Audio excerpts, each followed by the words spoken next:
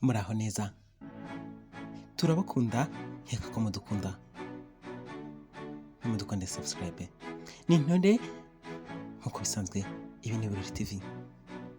Turabizi neza muri Congo hamaze iminsi cyangwa hamaze igihe hari umutekano muke.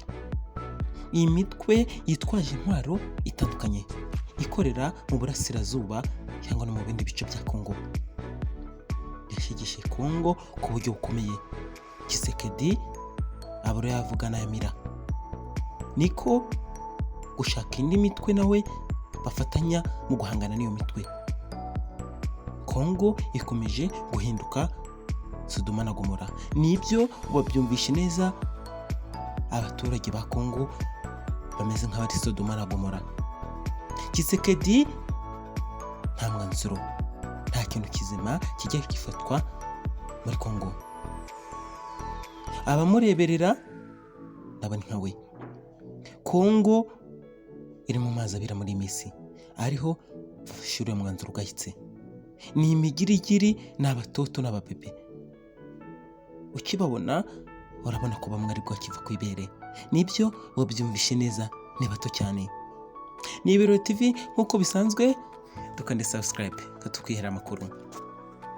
Tshisekedi yemeje ko FARDC igiye kohereza ku rugamba abasirikare 40,000 basoje ikosi. Gusa baracyari bato. Perezida Felix Antoine Tshisekedi wa Repubulika Iharanira Demokarasi ya Congo yemeje ko iki gihugu kigiye kohereza abasirikare bashya babarirwa mu 40,000 kitegura kohereza ku rugamba nyuma yo gusoza imyitozo ya gisirikare. Tshisekedi yabitangaje kuri uyu wa kabiri, tariki ya 3 Ukwakira, ubwo yagezaga ijambo ku baturage bo mu gace ka Kasumbalesa. Kasumbalesa ni mu ntara ya Katanga. Yagize ati: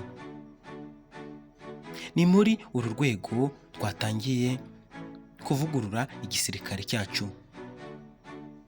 Reka nkoreshe uyu mwanya kugira ngo nshimire mwebwe urubyiruko ku kuba mwarasubije ubusabe bwanje bwo kwinjira mu gisirikare cya RDC. Turi hafi urubyiruko 40,000 ruri ku ikosi rya FARDC. Imyitozo iri kugana ku musozo, ndetse turahita tunabohereza kuri site zitandukanye mu rwego rwo kurinda ubusugire bw'igihugu cyacu, kugira ngo umwanzi adashobora kudutsinda. Byitezwe ko cyangwa biteguye ko abenshi muri bariya basirikare bagomba koherezwa mu ntara ya Kivu y'Amajyaruguru, aho ingabo za Congo zimaze igihe zihanganye n'inyeshyamba z'umutwe wa M23. Gusa bagiye gutangira n'abasirikare bakiri batoya. Congo usibye kuba yafashe uriya mwanya, kiriya cyemezo cyo kurekrita bariya basirikare, reka turebe ko ari urubyiruko hari icyo bazakora. Gusa biragoye kuko urugamba cyangwa usesenguzi urebye neza ibintu bya gisirikare ababimazemo iminsi ntacyo bakora, kandi ubusanzwe igisirikare buragisaba experience. Ni nk'indi y'imyuga, kwigisha, kuvura n'ibindi bitandukanye. Hari aho bigera ntibisaba imbaraga nyinshi cyangwa z'umurengera.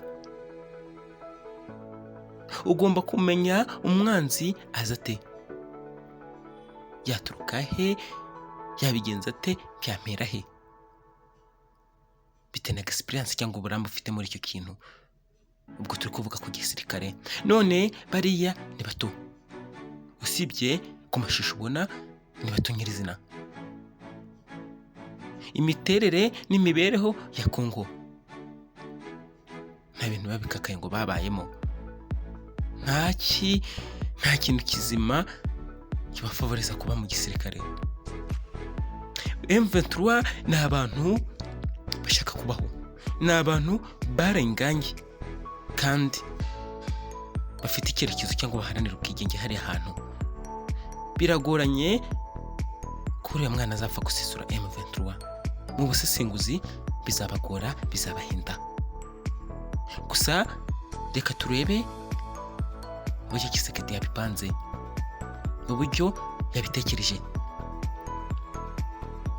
Usibye we ubabwira bagende, nta rugamba yarwanye, ntazi intambwe uko ikora, ntazi ko bigenda, buretse gushumura turatwana. Adushumurije M23 ngayo nguko. Reka twitege umusaruro wa Tshisekedi bikomeje kumucanga. Ngibyo nayo ni Ibiro TV, turacyabaha, turacyabategurira bwa bushuti, rwa rukundo. Nimudukande subscribe. Mwakoze cyane, turashimira, twanabashimiye.